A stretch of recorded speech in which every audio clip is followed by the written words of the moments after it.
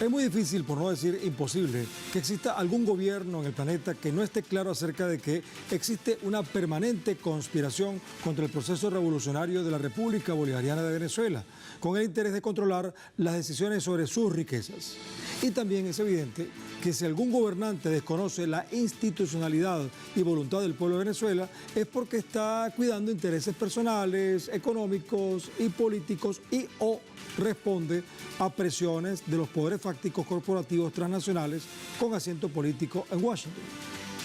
Pero también es notable que los pueblos y líderes de la mayoría de las naciones no practican el injerencismo, respetan la autodeterminación de otros países y en particular las decisiones y acciones que hacen los venezolanos, fundamentándose en la Constitución de la República Bolivariana de Venezuela. Así que hoy vamos a examinar cómo el debilitado imperialismo, que tiene su base de operaciones económicas y políticas en los Estados Unidos, trata sin éxito de recobrar fuerzas con las riquezas de Venezuela, que intenta controlar, instrumentalizar a títeres de Venezuela, violando sus leyes y descalificando sus instituciones, así como presionando a otros gobiernos para tratar de derrocar la decisión de todo el pueblo venezolano. Internacionalmente se conoce que el pueblo de Venezuela defiende la institucionalidad democrática de su país. Así lo afirmó la abogada constitucionalista Olga Álvarez al medio libanés Al Mayadin. La especialista jurídica, tras abordar el escenario político en el ámbito de las elecciones presidenciales del pasado 28 de julio, aseguró que Venezuela tiene un Estado sólido, fortalecido y con gran conciencia histórica ante los intereses desestabilizadores de la extrema derecha en la nación suramericana, ratificando una vez más el respaldo contundente del pueblo al gobierno bolivariano. Asimismo, afirmó que el magnate Elon Musk, junto a sus aliados hegemónicos, no lograrán su objetivo de generar tensión en el país a través de la manipulación de las redes sociales que controla. Pero antes de avanzar en este tema, vamos a recordarles que a través de estas redes sociales, a lo largo del día, hemos sondeado la opinión de nuestros usuarios sobre el tema de hoy. Algunos de ustedes quizás ya han participado respondiendo a la pregunta que les hicimos al respecto y que vamos a recordar. El pueblo de Venezuela enfrenta una nueva intromisión internacional tras celebrar el 28 de julio elecciones. La número 31, por cierto, en 25 años. Ahora, ¿qué busca esta campaña de injerencia extranjera? Pusimos 4 opciones. La primera, desconocer la institucionalidad y leyes venezolanas. La segunda, atentar contra la paz y estabilidad del país. La tercera, imponer intereses transnacionales. Y la cuarta opción, la cooptación del Estado venezolano. Si no has participado, aún puedes hacerlo a través de nuestro canal en Telegram, Telesur TV, porque al final vamos a revisar tus respuestas y analizaremos las tendencias que se van generando. Hoy tenemos un programa muy especial, tenemos un invitado muy particular que nos va a ayudar a confeccionar una interpretación muy precisa de este asunto. Está en Argentina, pero tiene una mirada clara acerca de la situación de derecho internacional y específicamente de lo que está pasando en Venezuela. Se trata de Eduardo Barcesat, quien es abogado constitucionalista de Argentina y defensor de los derechos humanos. Saludos, Eduardo, ¿cómo estás? Buenas Aquí estás, noches. bienvenido. Saludo al señor García y a la audiencia. Bien, bienvenido, Eduardo, muchas gracias por acompañarnos. Desde su perspectiva, ¿qué ocurrió en Venezuela el 28 de julio? Bueno, un proceso electoral regularmente convocado conforme los plazos establecidos en la convocatoria, que vino rodeado de un clima de amenaza de fraude propiciado desde la oposición política al régimen del gobierno instalado y que parece ser una práctica permanente de los partidos políticos de la derecha cuando no están en el poder, el de anunciar que toda confrontación electoral, así sea una elección de una alcaldía o municipio, pasando a la elección presidencial, está amenazada de fraude por aquella fuerza política que está así en ejercicio del poder. Y esta es una práctica viciosa que deberíamos erradicar. El esfuerzo de los pueblos de este continente suramericano debería buscar de sancionar de alguna manera a aquellos que antes de iniciarse el proceso electoral ya están hablando de fraude como si esto fuera una ley matemática o rigurosa que va a producirse, aunque en general no ocurre. Y cuando ocurre, ocurre en otros países, no precisamente en aquellos que la derecha política hace las impugnaciones.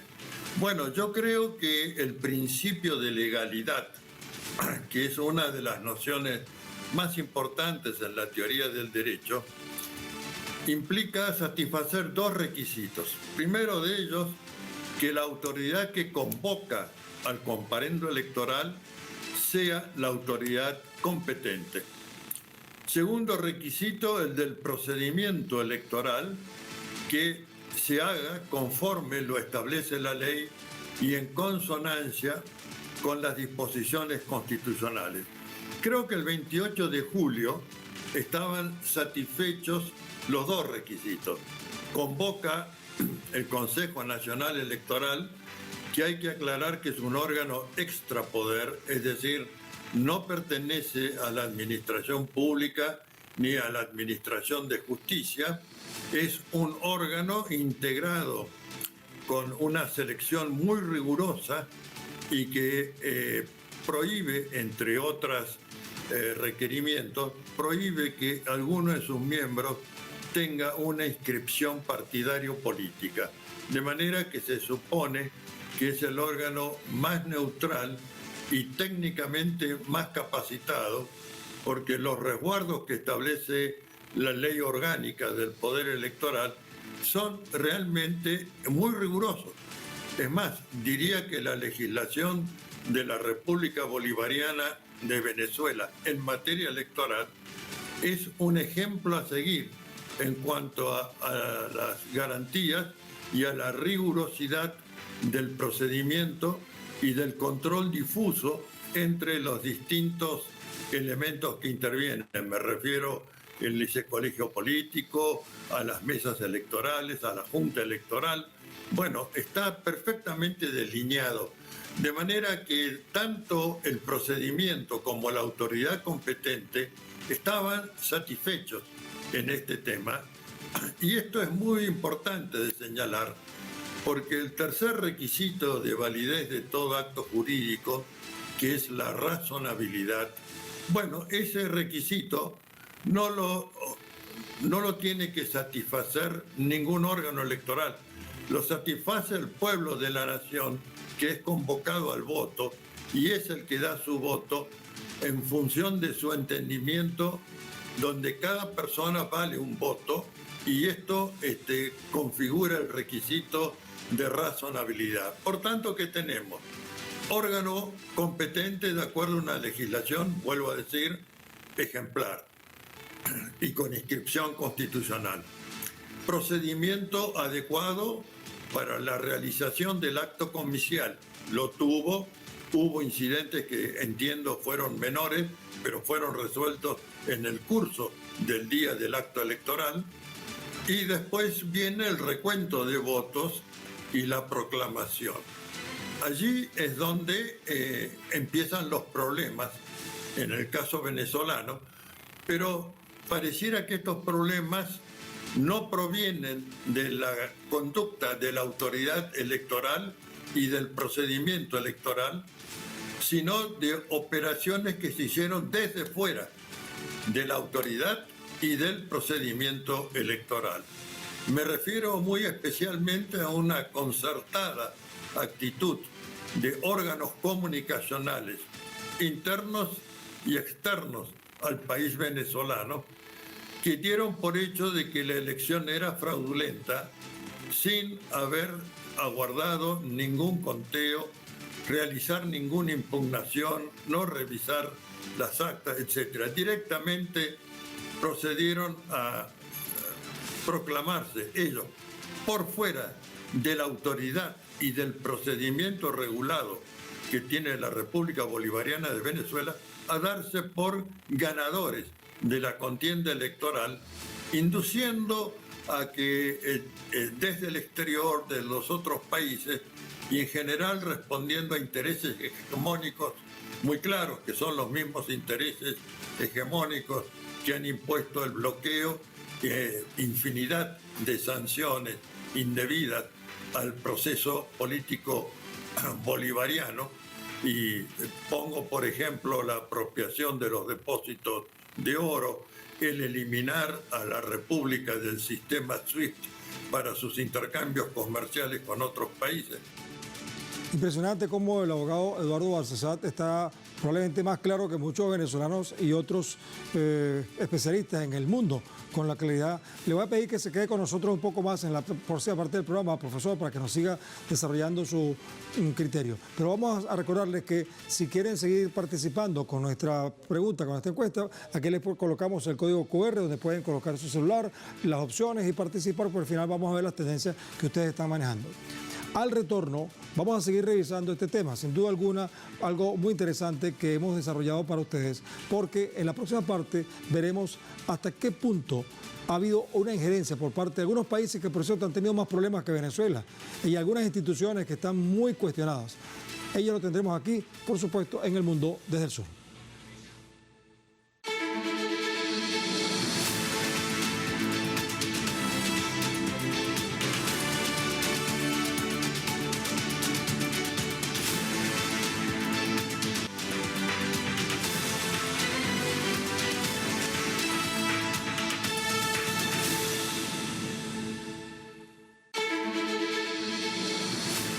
Bueno, seguimos acá en El Mundo desde el Sur. Hoy tenemos un programa muy particular porque contamos con la participación del profesor Eduardo Balsasat, que es abogado constitucionalista y experto en derechos humanos, está en Argentina, pero tiene una claridad meridiana acerca de lo que está pasando en Venezuela. En el caso de Venezuela, los países que se han manifestado directamente contra el poder electoral son casualmente los países que en algún momento han tenido dificultades para pronunciar resultados electorales o incluso impugnar los procesos, como el caso de Estados Unidos o, por ejemplo, el caso de Brasil. Sobre esto, profesor, ¿qué podemos decir al respecto? Bueno, yo me guío por un gran principio del derecho, que es la conducta posterior de las partes a realizar un acto, tras haber realizado un acto jurídico. Lo que hacen el día y los días después demuestra qué es lo que tuvieron en cuenta cuando realizaron el acto jurídico. Si al día siguiente salimos a decir fraude, no ante el Consejo Nacional Electoral, sino ante las tribunas, y movilizando gente y psicotizando con el fraude y el fraude, esto ya me genera a mí inicialmente la idea de que están en una actividad que lesiona la institucionalidad de la República de Venezuela. No tengo duda de esto. Si la primera expresión en Estados Unidos la dio la actual candidata Kamala Harris, diciendo, bueno, no alcanzó la votación, pero vamos a seguir buscando las vías de la democratización, bueno, todo lo que conocemos de la postura del imperialismo. Bueno, Kamala Harris, para decir una cosa tan, diría, asertiva respecto del triunfo de Maduro, es porque tenía muy buena información y fue casi concomitante a la primera proclamación de Maduro. De modo que esto me resulta un dato muy significativo. Ahora, hay otras fuerzas políticas que tienen su relación y su amistad con el proceso de la República Bolivariana de Venezuela, que están algo escépticas, algo ganadas por la propaganda y por ese manipuleo, invocando incluso expresiones de una organización electoral que lleva el nombre del expresidente Jimmy Carter, como que estuvieron allí, pero que no se pudo hacer una verificación o auditoría de las actas, etcétera. Bueno, los veedores internacionales tienen una competencia para pronunciarse, ninguna duda, sobre lo que han presenciado. Pero es curioso que durante la realización del acto comicial no tuvieron ninguna palabra de desaprobación, de decir que hubiera habido subterfugios de alteración o adulteración de actas. No se dijo nada. Simplemente que cuando empezaron a sonar los tambores del fraude, proclamados externamente a la República de Venezuela, allí entonces empezaron las exigencias de presentar las actas. Y bueno, el plazo que tiene legalmente el Consejo Nacional Electoral es de 30 días. Y ese plazo, cuando ocurre algún hecho de fuerza mayor, y fuerza mayor significa imprevisible o que previsto no pudo evitarse, como es el tema del denunciado hackeo de la instrumentalidad del proceso electoral, bueno, obviamente que ese plazo puede ser ampliado. Veo, sin embargo, por noticias internacionales de agencias serias, de que el Superior Tribunal de Justicia va a dar su resultado dentro del plazo que establece la ley electoral, es decir, respetando los 30 días, para que la comunidad se aplaque y para que aquellos que han ido vociferando el fraude sepan de la responsabilidad que pueden tener por una conducta que es desestabilizadora de la institucionalidad y de la vida democrática. No pretendemos que se le robe un solo voto a la oposición, pero tampoco vamos a permitir en la conciencia jurídica de estos pueblos de Latinoamérica que cuando un gobierno popular, y lo es efectivamente el gobierno venezolano, recibe este tipo de denuncias y de presiones que, repito una y mil veces, no se llevan donde se deben llevar, sino que se llevan a los medios de comunicación, a manifestaciones convulsivas, etcétera, y ante un organismo que lamentablemente en materia electoral no ha sabido comportarse con la sapiencia y con la ecuanimidad que debiera caracterizar. Me refiero a la Comisión Interamericana de Derechos Humanos, que respondiendo a las directivas del señor Almagro, interfirió en la elección boliviana para decir que el golpe de Estado lo había dado Evo Morales y no, como efectivamente fue después, un golpe militar cruento, con pérdidas de vida, etcétera, para en definitiva terminar en un fracaso ante la primer contienda o compulsa electoral siguiente.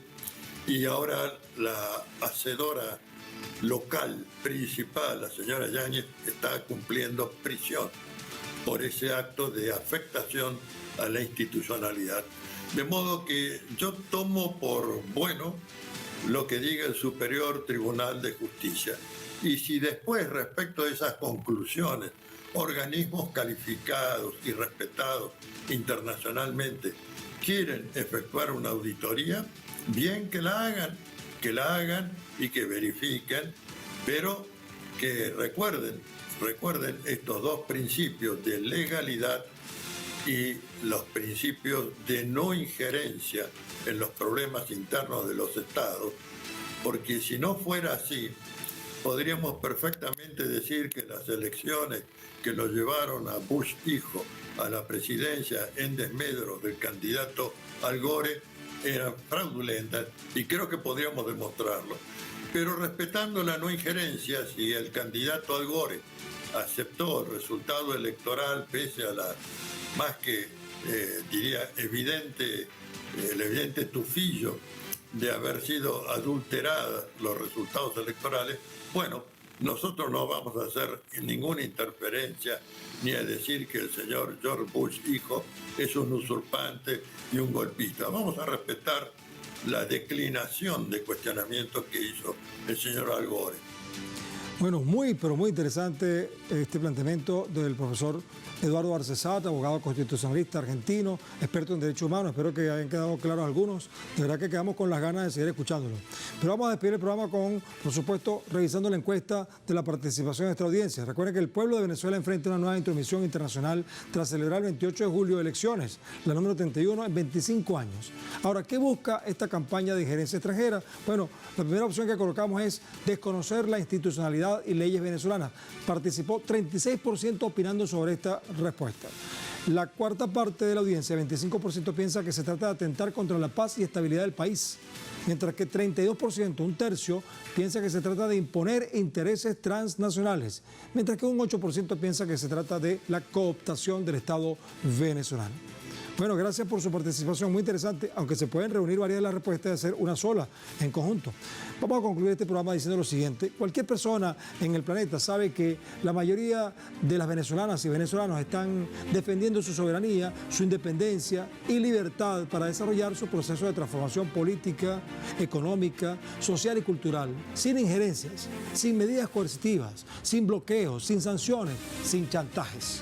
Porque la mayoría de los venezolanos y venezolanas, aunque tengan posiciones ideológicas diferentes, no aceptan el tutelaje, el neocolonialismo, el imperialismo, el fascismo y el sionismo, porque al final es lo mismo. ¿Cómo esta legítima rebeldía existe aquí, heredada de referentes como Francisco de Miranda, Simón Bolívar y Antonio José de Sucre, entre muchos? Entonces no parece que pueda ser vencida por las maniobras de quienes intentan seguir manejando el sistema capitalista. Lo que más le conviene entonces a los poderes fácticos corporativos transnacionales que quieren hacer negocios con las riquezas de Venezuela es que lo hagan con los venezolanos y no subordinando a los venezolanos. De esa manera les va a salir menos costoso, van a tener justas ganancias y lograrán tener buenas relaciones con este pueblo latinoamericano que quiere crecer en paz, alegría y hermandad con el resto del mundo desde el sur.